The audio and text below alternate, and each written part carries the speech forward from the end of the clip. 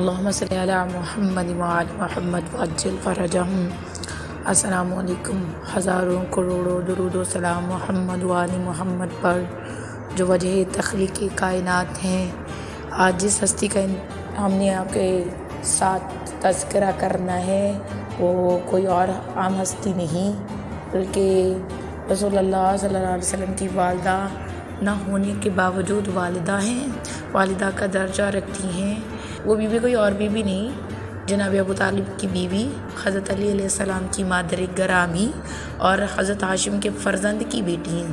اسی وجہ سے جناب ابو طالب بھی ہاشمی تھے اور جناب فاطمہ بنت اسد بھی ہاشمی تھی۔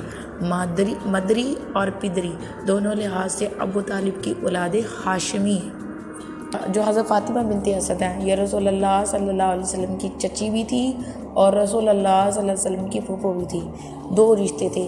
اس کے علاوہ جب رسول اللہ صلی اللہ علیہ وسلم کی والدہ دنیا سے چلی گئیں تو آپ نے رسول اللہ صلی اللہ علیہ وسلم کو والدہ بن کر، ماں بن کر پالا، یہاں تک کہ آپ جب دسترخوان لگاتی ہیں تو دسترخوان پر کھانا لگانے کے بعد تھوڑا سا کھانا رسول کے لیے رکھ دیتی تھی کہ اگر بعد میں انہیں بھوک لگے تو یہ کھانا تناول فرما لیں۔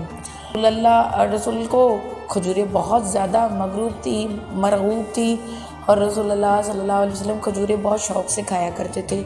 بی بی روزانہ ان کے لیے کھجوریں رکھتی تھی اور رسول ان کے پاس دوپہر کو بی بی کے پاس آپ کو اتنی زیادہ انست تھی کہ دوپہر کا وقت بی بی کے ساتھ گزارتے تھے۔ جب بھی دوپہر میں آتے بی بی آپ کے لیے کھجوریں رکھتی۔ ایک دن ایسا ہوا کہ بی بی کھجوریں رکھنی بھول گئی اور اب کے سارے بچے آئے اور گھر کی جو درخت تھا اس میں سے کھجوریں کھا گئے۔ اب جب رسول تشریف لائے تو دیکھا کہ چچی سو رہی ہیں۔ بی بی نے رسول کو آتے دیکھا تو اپنے کمرے میں جا کے رسول کو محسوس کروایا کہ جیسے وہ سو رہی ہیں۔ آپ کہتے ہیں کہ جب کھجوریں دیکھی جہاں پر جناب فاطمہ رکھا کرتی تھی تو وہاں پہ کھجوریں نہیں تھی۔ اب رسول درخت کے پاس گئے، درخت کے اوپر کچھ بھی نہیں تھا۔ آپ درخت کے پاس گئے، درخت کے اوپر ہاتھ رکھا، خدا کی رحمت سے وہ درخت اسی وقت پھلدار ہوا اور اس پہ تازہ تازہ خرمے لگے اور رسول نے وہ خرمے اتارے اور اتار کے تناول کر لیے۔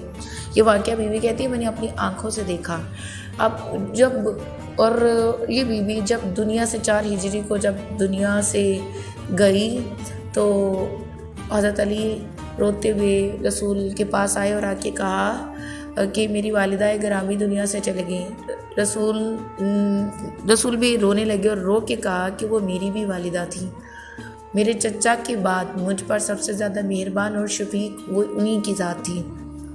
اب کہتے ہیں کہ جب رسول نے ان کی پیشانی کا بوسہ لیا، اپنا لباس اتار کر بطور کفن دیا اور جب غسل و کفن ہو گیا، گھر سے جنازہ نکلنے لگا تو تشییع جنازہ اور رسول اللہ نے کندھا دیا۔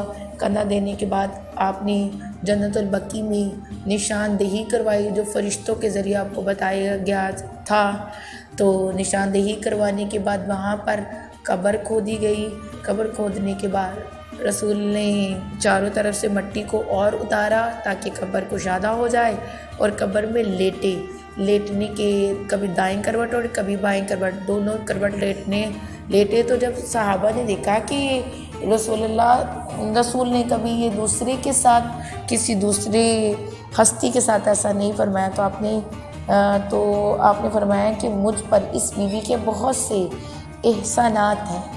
اور جب فاطمہ بنت اسد کے سامنے جنت دوزخ حساب و کتاب کا ذکر کیا جاتا تو آپ لرز جاتی، اور جب آپ نے رسول سے سنا کہ سب قیامت کے دن برہنہ مشہور ہوں گے تو آپ نے فرمایا یہ بڑی رسوائی کی بات ہے۔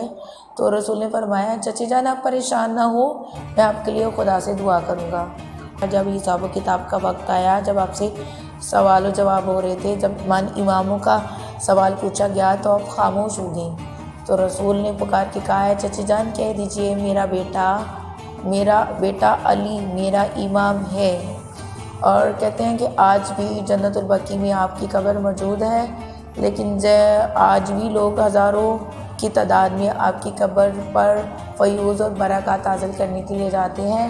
خداوند متعال سے یہ دعا ہے کہ اللہ پاک ہمیں ان ہستیوں کی مودت اور محبت عطا کرے اور ان ہستیوں سے زیادہ فیض حاصل کرنے کی توفیق عطا فرمائے۔